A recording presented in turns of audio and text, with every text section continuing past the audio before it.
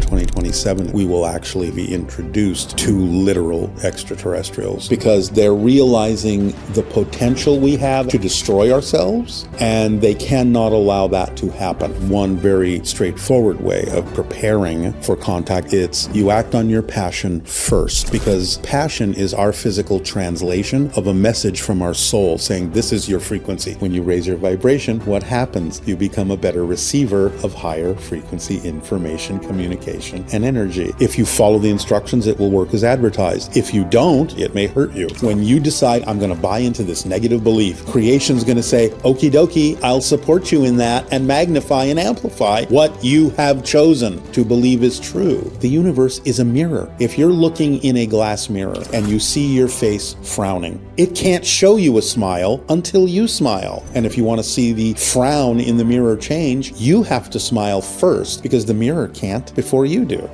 Welcome back to the Healing and Human Potential podcast. Today we are joined by a guest whose last conversation sparked so much curiosity and awakening within this community that we had to have him back. So in this new episode, we dive into the mysteries that are opening up before us as we move into the most powerful and transformative years of our lives. We also explore how to have open contact with aliens, how to navigate the collapse of old systems without lowering our vibration, how to stay aligned through the rapid change that's about to come, and what the next evolution of humanity may look like, from soul cycles and collective timelines to our potential as a larger cosmic community. Joining us again is Darryl Anka, who's channeled Bashar for over 40 years, bringing forward multidimensional guidance for a rapidly shifting world. And so if the first conversation opened something within you, this one is going to take it much further, and I cannot wait for you to hear this. Let's dive in.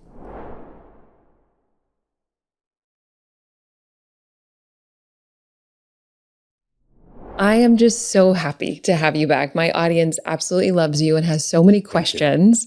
And I just want to give people permission as we go into this episode, this second episode, if they have questions that are coming up, feel free to comment below. Maybe we'll do a third. We'll see. Okay. And I'm up for it. Yay. And so just to kind of drop in, I know in the spirituality and the astrology space, there's a lot of conversation about what's unfolding in the next 2 years. Mm-hmm. And I'm curious Bashar's perspective on what is about to unfold in the next few years. Well, the main thing that Bashar talks about happening in the next couple of years is actually disclosure and open contact with extraterrestrials.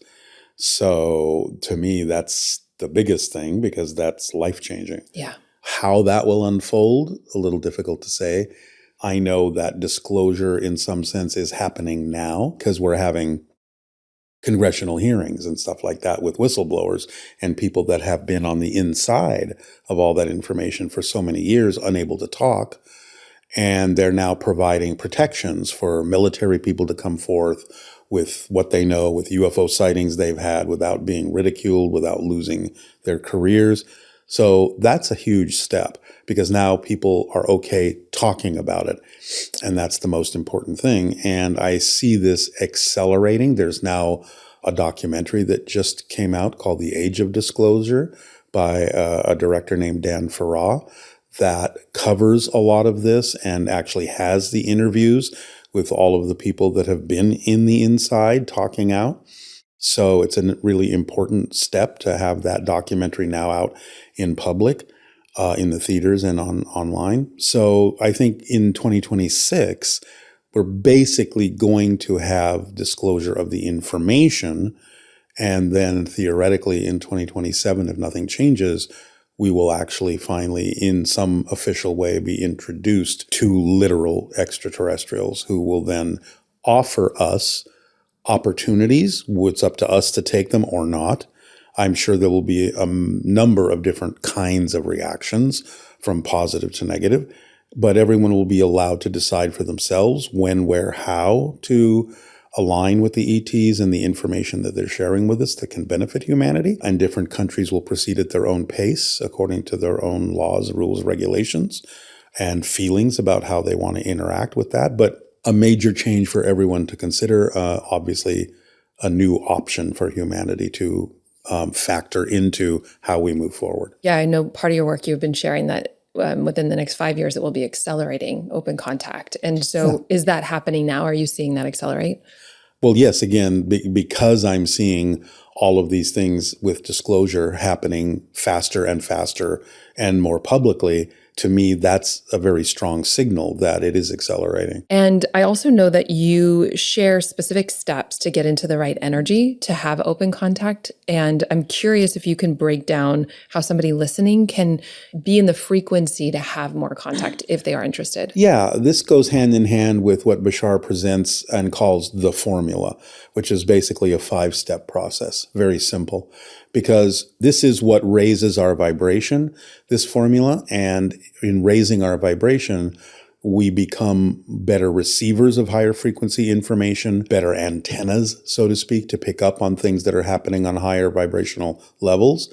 And it prepares us to interact with extraterrestrial species and spirits, including our own spirit guides, but extraterrestrial species that are more highly evolved than we are and operating on those higher frequency levels. So following the formula is one very basic and straightforward way of preparing for contact, aside from things like sharing information like we've been talking about. The 5 steps are very simple. There's a lot of detail that can be discussed about each step, but fundamentally it's you act on your passion first, whatever contains more excitement than anything else, because passion is our physical translation of a message from our soul saying, this is your frequency, this is who you are, and this is the next step in your path, is to act on whatever comes to you that contains more excitement, more passion, more creativity, more attraction than any other option. Act on it first. Then you take it as far as you can till you can take it no farther. And you make sure that when the excitement wanes, you're not the one dampening it with a fear-based belief, but it's waning naturally. And when that happens, you look for the next thing that contains even just a little bit more attractiveness or excitement than any other option and act on it next. And you keep doing that. The 3rd step is that you act on your passion with absolutely no insistence or assumption as to what the outcome should look like. Because the truth is, while we sometimes might guess what the ideal outcome is, honestly, we don't really know what that ideal outcome needs to look like. So if we just simply stay in the state of excitement and let synchronicity bring us whatever the next thing is we need to interact with, that will actually be the thing that will pull us forward if we face it in a positive way, which is the 4th step, to stay in a positive energy no matter what happens.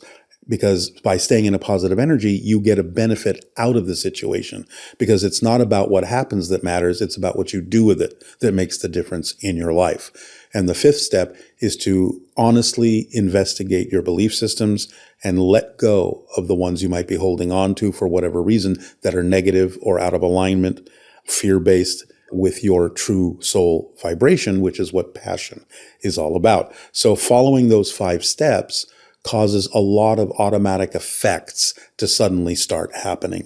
You start having the driving energy and engine to be able to act on your passion. You get excited about waking up in the morning and you can't wait to start doing things. It forms the path of least resistance. Things become more effortless. Things flow more smoothly. It becomes the path of connection, connecting to all expressions and opportunities that are representative of your path. It becomes the path of relevance for what's relevant for you. It becomes the path of support, bringing you whatever form of abundance you need to be able to keep acting on your passion. And there are many forms of abundance, not just money. And then it provides a reflective mirror so that while you're acting on your passion, whatever you might be holding on to that's out of alignment as a belief that is in your unconscious mind will be brought to the surface. You will encounter it and face it so that you can deal with it, let it go, and add that energy to the momentum of your excitement.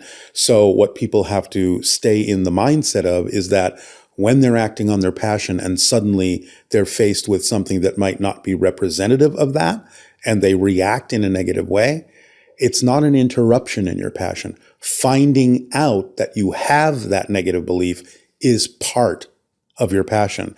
So by staying again in that positive state and approaching every challenge with calmness, confidence, curiosity, and creativity, you will find out why it's there. You will get something positive out of it, and you'll be able to move forward. So those are the 5 steps and the effects that happen when you follow the formula, and that raises your vibration and makes you a better receiver of inspiration and information coming from higher frequency consciousness.